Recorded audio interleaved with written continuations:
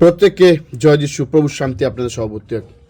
2025 সালে এই 25শে ডিসেম্বর খ্রিস্টানদের উপরে যেভাবে অত্যাচার হয়েছে, 25শে ডিসেম্বর যেভাবে খ্রিস্টানদের সেলিব্রেশনকে নষ্ট করা হয়েছে, সেটা অন্য কোনো বছর হয়নি।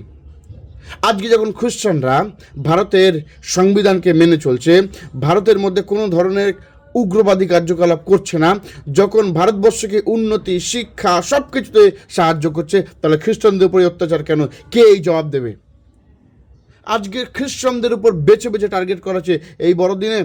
যদি আমরা দেখি উত্তরপ্রদেশে বারৌলিতে কি হয়েছে, একটা ধর্মীয় উৎসবে যেখানে চার্চ চলছিল, সেই চার্চের বাইরে গেটে বসে কিছু বজরং দলের লোকেরা হনুমান চল্লিশা পড়ছে। ভাই, হনুমান চল্লিশা পড়ার জন্য তোমাদের হনুমান মন্দির আছে, তোমরা বড়দিনের সময় কেন পড়ছো? ইন্টেনশনালি এটা খ্রিস্টানদের উপরে তোমরা যে ক্ষুব্ধ, তোমরা যে যিশুকে ঘৃণা করে, এটা তার প্রমাণ। কিন্তু আমরা তো এরকম করি না। যদি আমরা দেখি আসামে নালবাড়িতে একটি স্কুলের ভিতরে গিয়ে তাণ্ডব চালানো হয়েছে, সেখানে বজরং দলের লোকেরা আর বিভিন্ন সংগঠন গিয়ে তাণ্ডব চালিয়েছে, স্কুলের বিভিন্ন ডেকোরেশনকে নষ্ট করেছে, ভেঙে চুরমার করেছে। কেন এরকম হচ্ছে? ছত্তিশগড় একটি শপিং মল পর্যন্ত সারেনি। শপিং মলে সেখানে দেখবেন সান্তা ক্লসের মূর্তি থেকে শুরু করে সব কিছু ভেঙে চুরমার করে দেওয়া হয়েছে। এছাড়া মধ্যপ্রদেশে একজন অন্ধ নারীকে সেই সময় উগ্রবাদী দলের একজন মহিলা কিভাবে হেনস্থা করছে। কেরালাতেও শিশুদের উপর অত্যাচার করাচ্ছে। আজকে এই যে ভারতবর্ষে খ্রিস্টানদের উপর এইভাবে অত্যাচার করাচ্ছে, আজকে সবাই চুপ। আজকের কিছু লোকেরা মনে করছে যে খ্রিস্টান ব্যক্তিরা শান্ত, তারা কিছু করতে পারে না।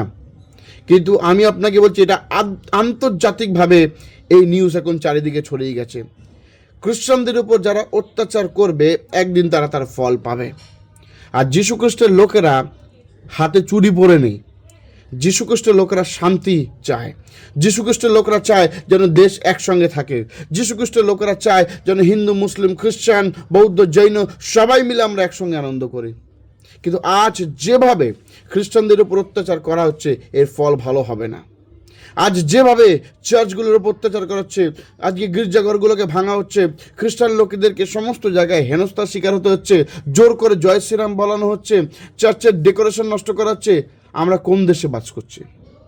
আমাদের ভারতবর্ষের সংবিধান আমাদেরকে অধিকার দিয়েছে যে আমরা, কেন পৃথিবীর ভারতবর্ষের যে কোনো ধর্ম তাদের ধর্মের প্রচার পালন করতে পারে। কে ভাই তোমরা আজকের খ্রিস্টান ব্যক্তিদেরকে অত্যাচার করছো? আমরা অত্যাচারের বদলে অত্যাচার বিশ্বাস করি না, আমরা অহিংসায় বিশ্বাস করি। ঈশ্বরের বিচার করবেন আর তোমরা দেখে নেবে।